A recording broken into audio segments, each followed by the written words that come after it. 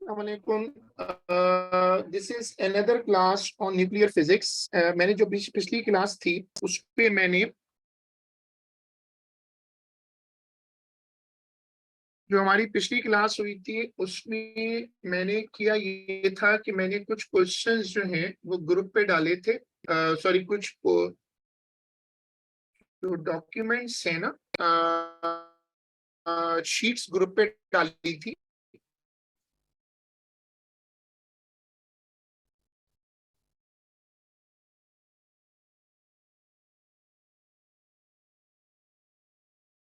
Nuclear physics का syllabus ज्यादातर change हुआ है 2016 में। 2016 में इसके अंदर मेजर चेंजेस हुई थी।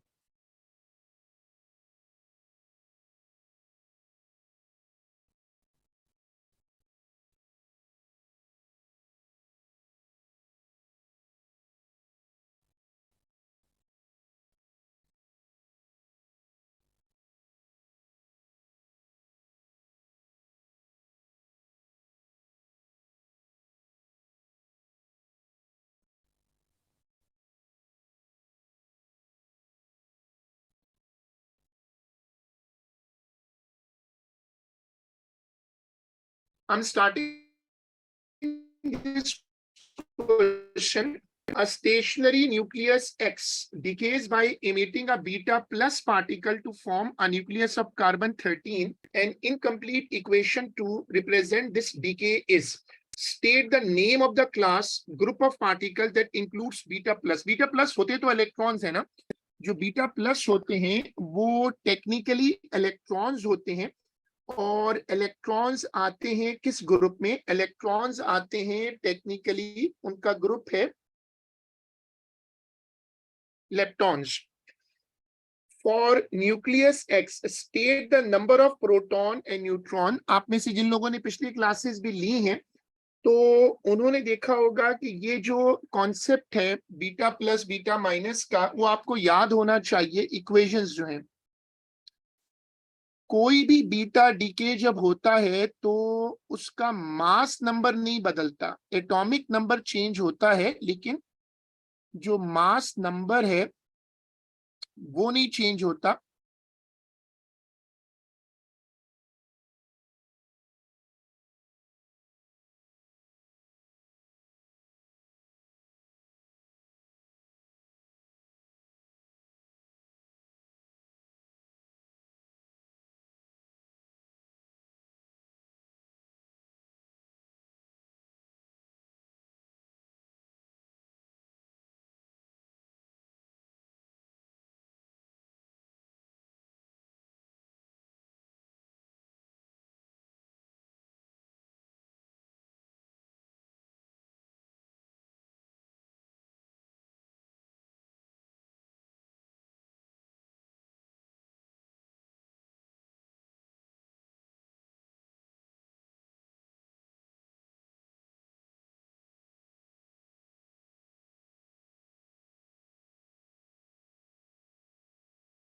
चलो अब इसको रख के बताओ कि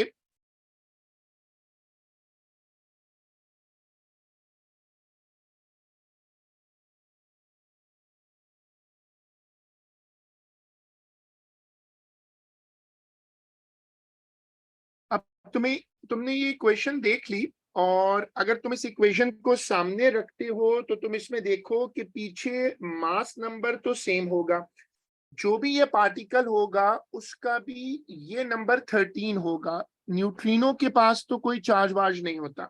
हाँ, पीछे आओगे तो एक्स के पास जो नंबर होगा, क्योंकि z-1 है ना, तो इसलिए यहां पर अगर 6 है तो यहां पर 7 होगा।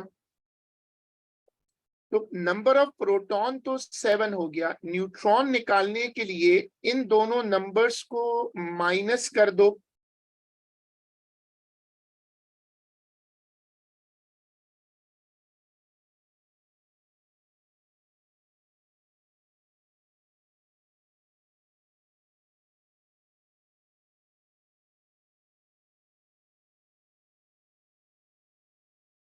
The carbon 13 nucleus has a mass of 2.2 into 10 raised to power minus 26 kg. Its kinetic energy as a result of decay process is 0.80 mega electron volt. Calculate the speed of this nucleus. ये जो आपको kinetic energy दी हुई है, ये दी हुई है mega electron volt में. ये सवाल नए पेपरों में कम है, लेकिन ये बड़ी अच्छी प्रैक्टिस कर लेनी चाहिए. देखो, पहले क्या करो कि इसको मल्टीप्लाई कर दो 10 पावर 6 से,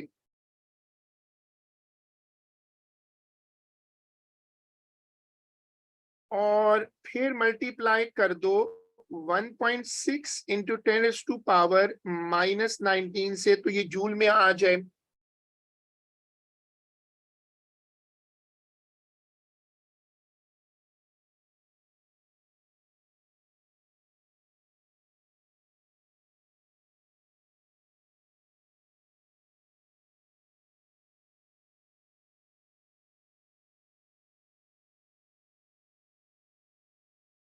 ये जो रीअरेंजमेंट वाला स्टेप होता है, इसको आप जरूर पेपर में शो करो ऐसे करके, और फिर एक आदत डाल लो पार्टीशन करने की. This is always a good habit to do a partition.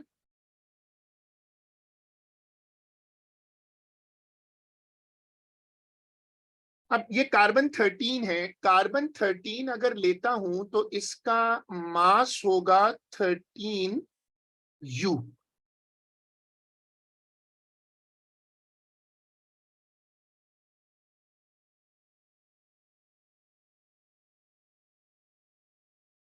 इसको कन्वर्ट कर लो केजी में, और ये सारे कन्वर्जन करके वैल्यूज पुट करो और फिर मुझे बताओ.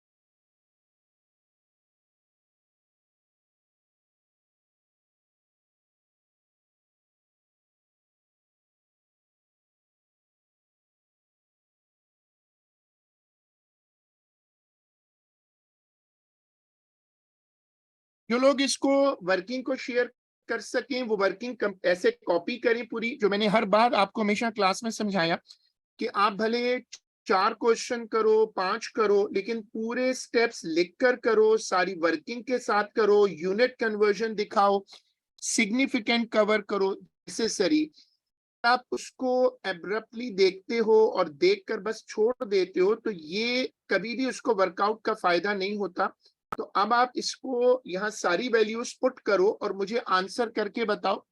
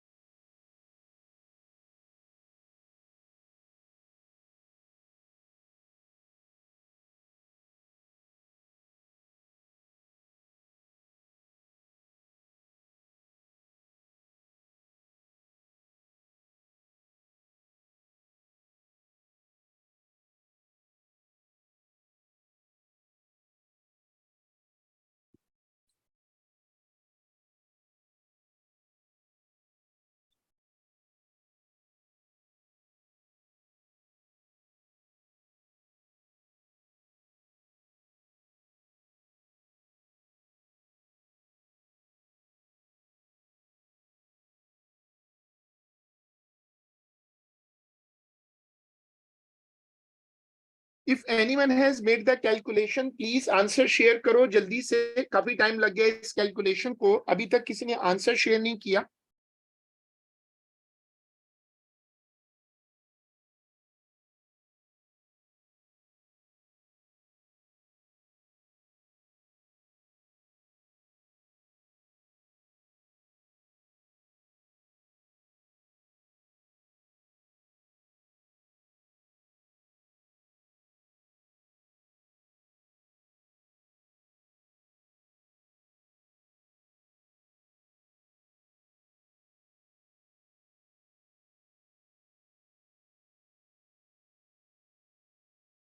We got one answer and that is 3.4 into 10 is to power 6। एक स्टूडेंट ने आंसर दिया है, बाकी लोग भी कंफर्म करो। सारी वैल्यूज लिखी हुई हैं, बस उनको पुट करना है और आंसर कंपेयर करके देना है, बाकी जो है।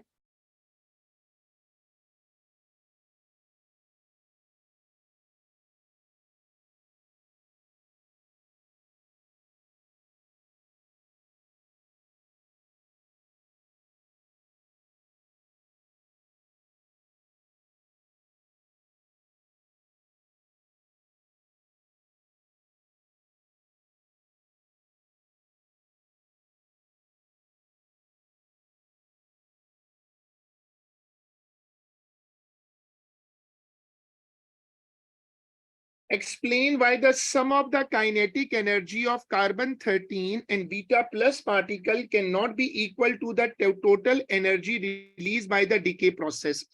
कार्बन 13 और ये दोनों को मिलाने को कह रहे यहां पर इसको रख लो, इसको रख लो और इन दोनों को ऐड कर लो, इनकी एनर्जीज को, तो वो टोटल एनर्जी के बराबर नहीं है। तो आप एग्जामिनर को बताओगे ऐसा इसलिए है क्योंकि ये दो पार्टिकल नहीं निकले बल्कि तीन पार्टिकल निकले हैं, तीसरे पार्टिकल को भी कुछ ना कुछ एनर्जी मिली होगी।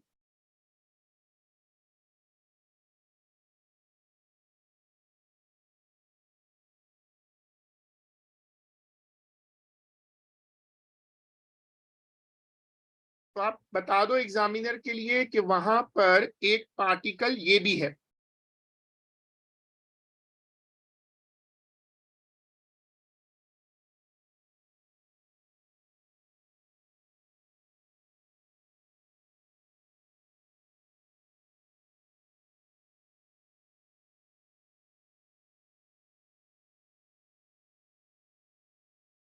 The following particles are used to describe the structure of an atom। उस आंसर को बाकी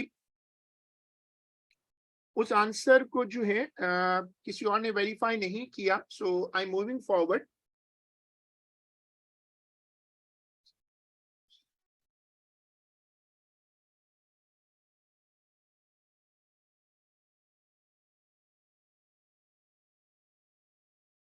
The following particles are used to describe the structure of an atom। Underline the fundamental particle। Fundamental हमारे course में दो हैं, एक तो वो हैं जो क्वार्क्स कहलाते हैं, दूसरी पूरी फैमिली है। दूसरी फैमिली जो है वो कौन सी है, वो कहलाती है लेप्टॉन्स। ये दोनों फंडामेंटल फैमिलीज हैं।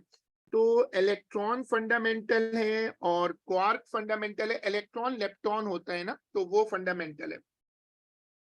The following equation represents the decay of a nucleus of CO6027 to form nucleus Q by beta minus emission।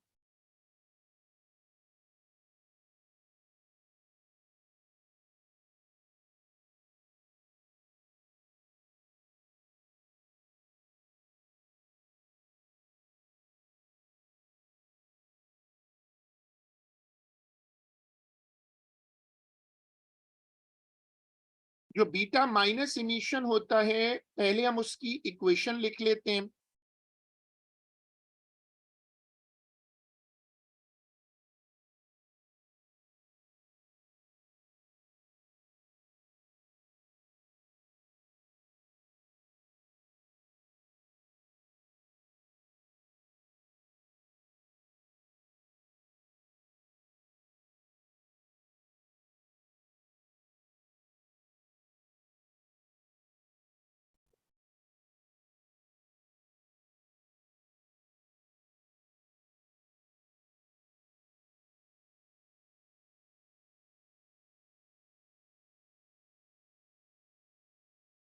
अब ये तो आपको याद आ गया कि बीटा माइनस जो होता है उसका मास नहीं बदलता, तो मास तो वही रहेगा, यही नंबर यहां आ जाएगा 60।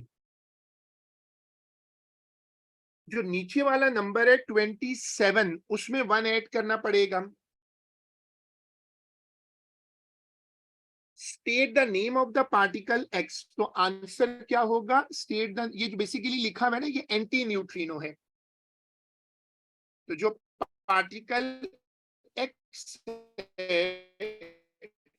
ये वाला, वो यहां से चेक कर लो, एंटी न्यूट्रिनो।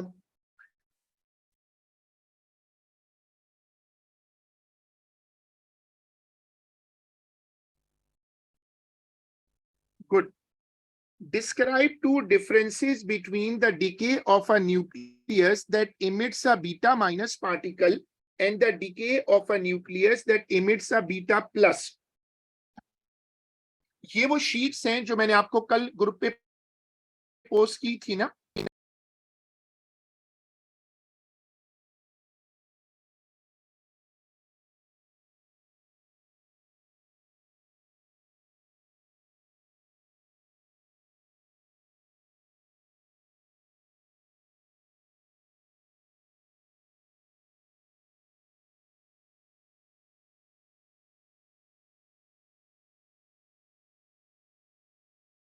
सबसे इंपॉर्टेंट चीज याद रखो कि जब मेन डिफरेंस क्या है, जब बीटा माइनस डीके होता है तो बीटा माइनस डीके में न्यूट्रॉन ब्रेक हो जाता है और प्रोटॉन बनता है।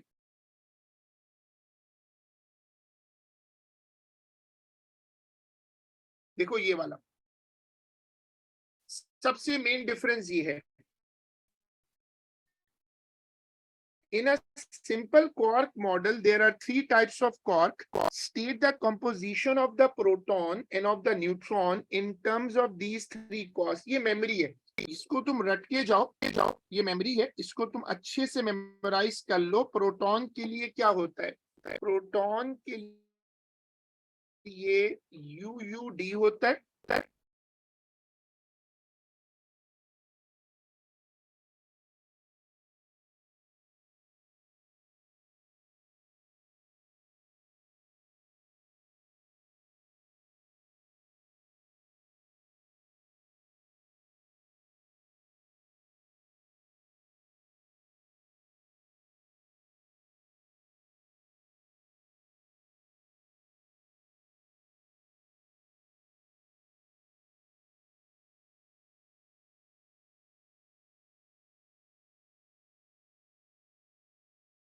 Use the quark model to show that the charge on a proton is plus E।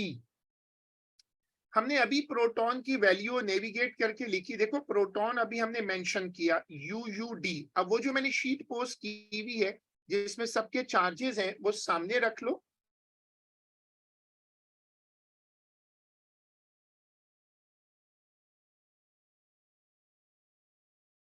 और अब बताओ कि U की वैल्यू कितनी होती है, U पे चार्ज कितना होता है।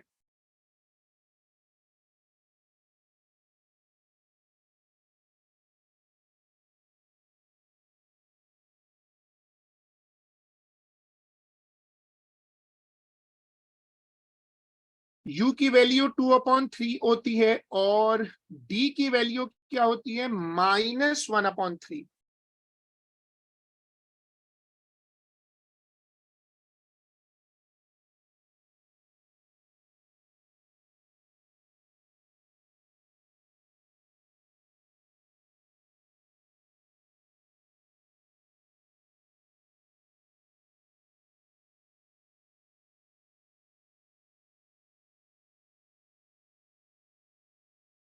इसको फिर आप एलसीएम लेकर ऐड कर दो। न्यूट्रॉन का आपको पता है कि 0 होता है। ये वो शीट्स हैं जो 3-4 शीट्स मैंने ग्रुप पे डाली है ना, इनको आप बहुत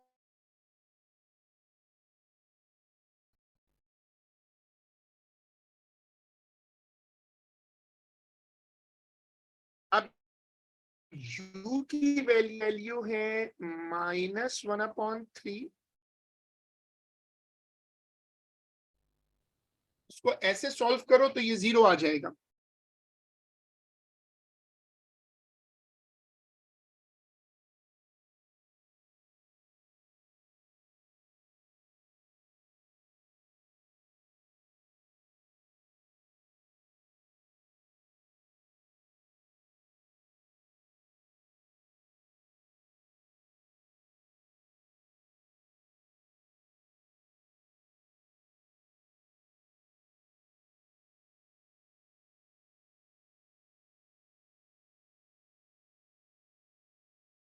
A nucleus of is by the emission of a beta minus particle. A nucleus of copper decays by the emission of a beta plus particle. याद रखो बीटा पार्टिकल में मास नंबर नहीं बदलता, और बीटा पार्टिकल बीटा -1 में क्या होता है Z+1, और बीटा प्लस केस में Z-1 हो जाता है। ये तुम्हें याद होना चाहिए।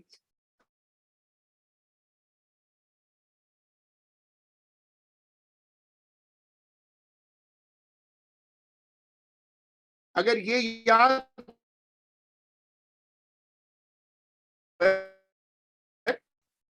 90 है, 90 रहेगा। इधर आ जाओ कॉपर में, तो उसका 64 है, 64 रहेगा। प्रोटॉन नंबर में 38 जो है ना वो बढ़ा दो।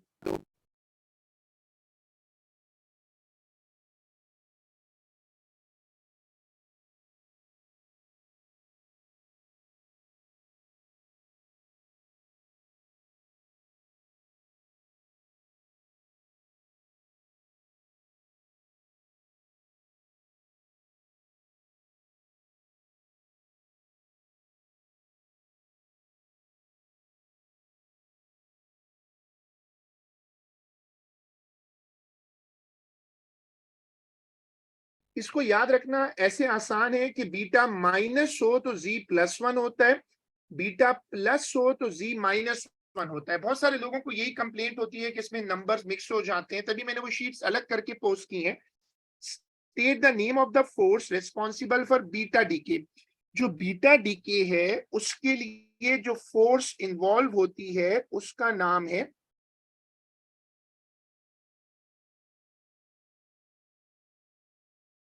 weak nuclear force. State the names of the leptons produced in each of the decay process. अब ये भी मेमोरी है, और मैंने इसकी एक शीट पोस्ट की हुई जिसपे सारे डीके इक्वेशंस बनी हुई हैं। आप उसको सामने रखो, और उसको न्यूट्रिनो और एंटी न्यूट्रिनो में लोगों को कंफ्यूजन होती है।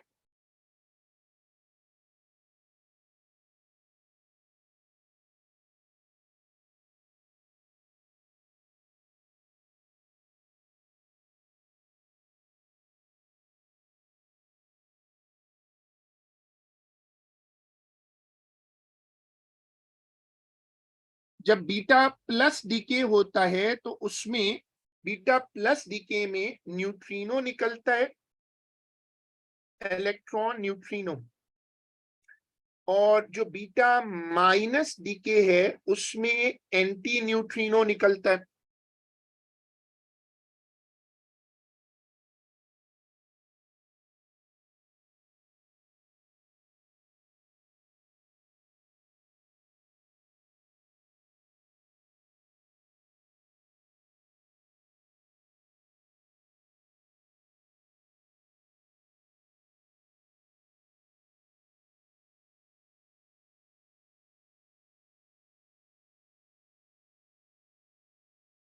ये वाला सवाल इलेक्ट्रिक फील्ड के साथ है, तो हम ये वाला क्वेश्चन छोड़ देते हैं।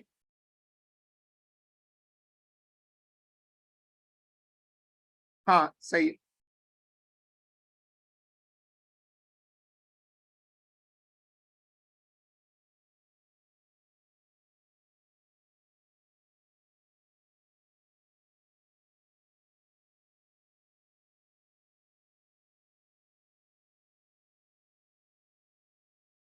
One difference between a hadron and a lepton. फर्क ये है कि हेड्रॉन एक डिराइव पार्टिकल है, क्वार्क से बनता है, और जो लेप्टॉन होते हैं वो फंडामेंटल पार्टिकल हैं, वो किसी और पार्टिकल से नहीं बने होते।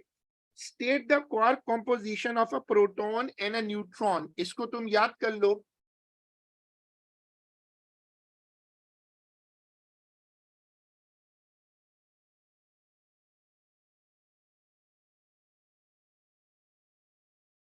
अब वो कह रहे हैं कि अल्फा पार्टिकल की कॉम्पोजिशन बताओ। अल्फा पार्टिकल होता है He4 2, उसमें होते हैं 2 प्रोटॉन और 2 न्यूट्रॉन। ऊपर से आप इसको कॉपी कर लो।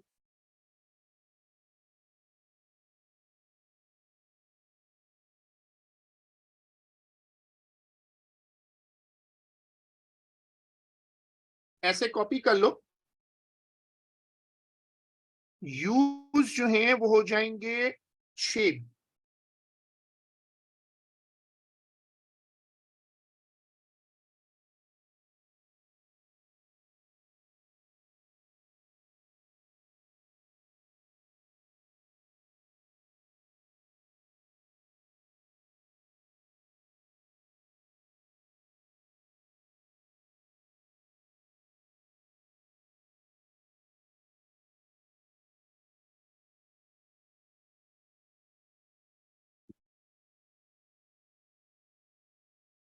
The results of the alpha particle scattering experiment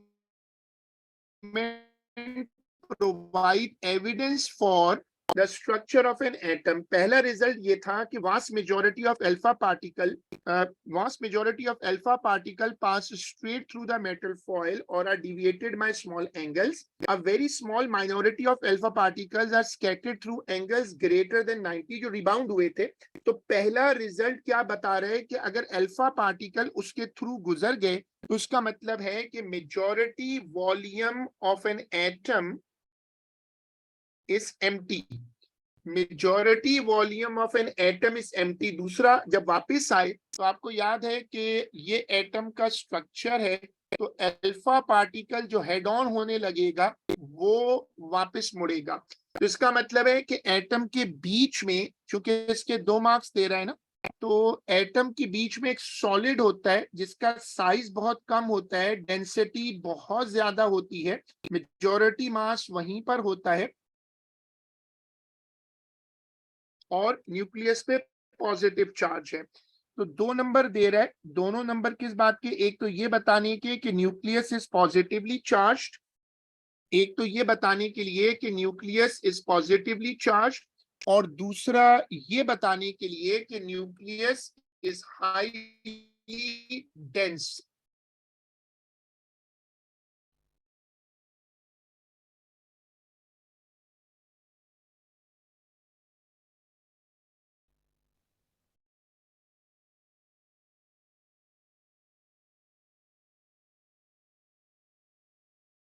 state one difference between a hadron and a lepton. ये हमने अभी बताया कि हेड्रॉन जो होते हैं वो क्वार्क से बनते हैं, डिराइव पार्टिकल्स हैं। लेप्टॉन्स क्वार्क से नहीं बनते, वो फंडामेंटल होते हैं। A proton within a nucleus decays to form a neutron and two other particles.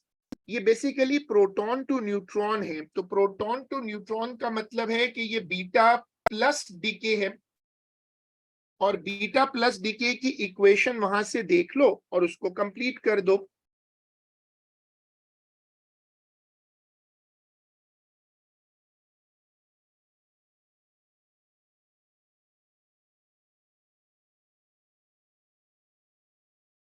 ये बीटा प्लस की इक्वेशन है यहाँ पर ना, तो न्यूट्रॉन बन गया।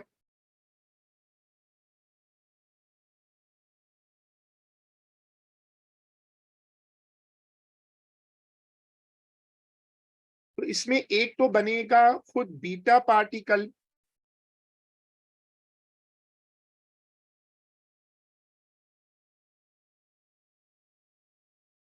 और दूसरा बना लो। अब इसमें ना न्यूट्रिनो और एंटी न्यूट्रिनो में लोग कंफ्यूज होते हैं, वो एक मसला है, उसको मेमोराइज करना पड़ता है। रट्टा ही लगाना पड़ेगा। बाकी कोई लिंक ढूंढ लें, जैसे बीटा प्लस है तो बीटा प्लस के साथ न्यूट्रिनो है, बीटा माइनस के साथ बीटा माइनस नेगेटिव है, नेगेटिव चीज एंटी, एंटी के साथ न्यूट्रिनो याद कर लो। ऐसे रट्टे लगाने पड़ते हैं इनमें थोड़ा सा, और लिंक बना के कुछ चीज रट लो। State the name of the interaction or force that gives rise to this decay. Beta decay करवाने की जिम्मेदारी होती है वीक न्यूक्लियर फोर्स के पास। State 3 quantities that are conserved in the decay. 3 चीजें जो डीके के प्रोसेस में कंजर्व होती हैं। अब इसमें बस एक गलती हो जाती है कि लोग मास और एनर्जी को अलग अलग लिख देते हैं। याद रखिएगा ये दोनों एक साथ कंजर्व हैं, ये अलग अलग कंजर्व नहीं होते। मास और एनर्जी टुगेदर कंजर्व होते हैं। बाकी आपको पता है कि प्रोटॉन नंबर कंजर्व होता है, मास नंबर भी कंजर्व होता है।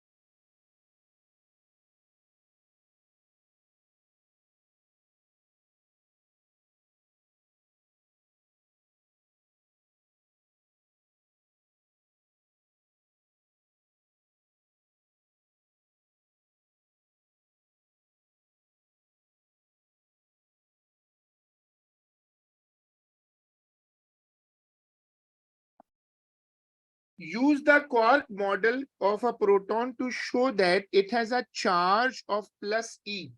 प्रोटॉन का जो वैल्यू होता है वो होता है यू यू डी।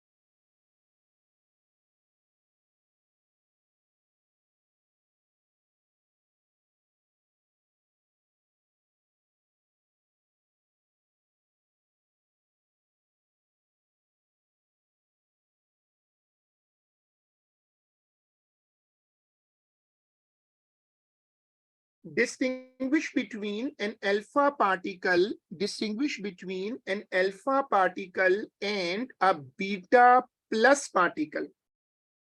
तो अल्फा और बीटा प्लस पार्टिकल में डिफरेंशिएट कैसे करोगे? Alpha particles are helium nuclei, beta plus is an electron with a positive charge on it.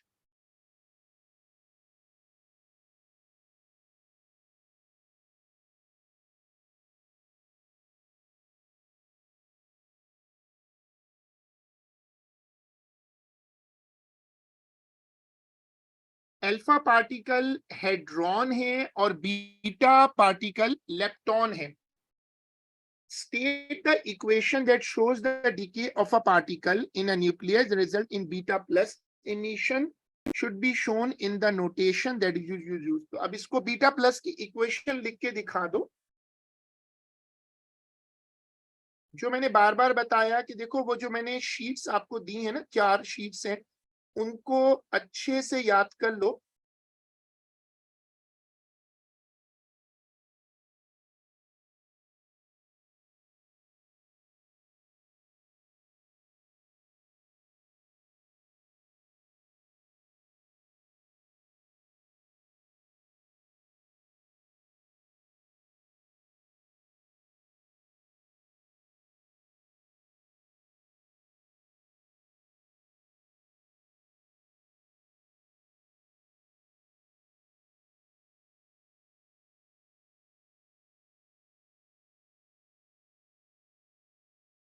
Use the quark model to explain the charge on a proton. ये हमने अभी भी calculation करके दिखाई थी, यूयूडी वाली, अभी आपने उसको रिसेंटली किया है तो मैं दोबारा इसको नहीं कर रहा।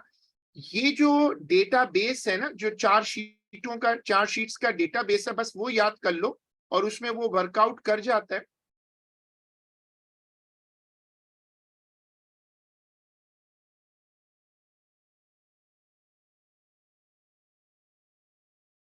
June 16, 22 का 8, state the name of the class to which each of the following belongs। Electron lepton होते हैं, न्यूट्रॉन हेड्रॉन्स होते हैं, न्यूट्रिनो ये भी लेप्टॉन्स हैं, प्रोटॉन हेड्रॉन होता है।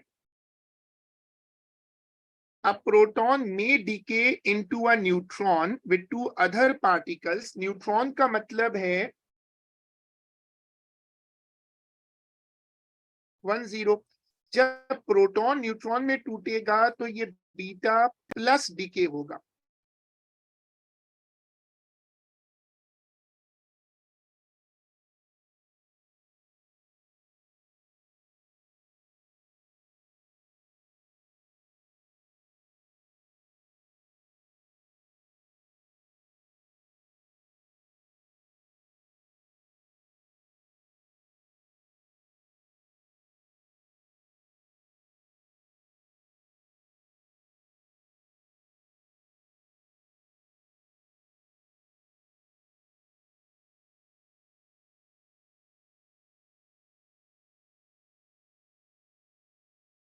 अब इसमें वो जो कंपोजिशन है वो लिख दो कि प्रोटॉन जो होता है वो UUD है और न्यूट्रॉन जो होता है वो UDD है। तो असल में U चेंज हो रहा है, अब क्वार्क चेंज हो रहा है D में। जो फोर्स ये डीके करवाती है वो कौन सी फोर्स होती है? It is called week nuclear force.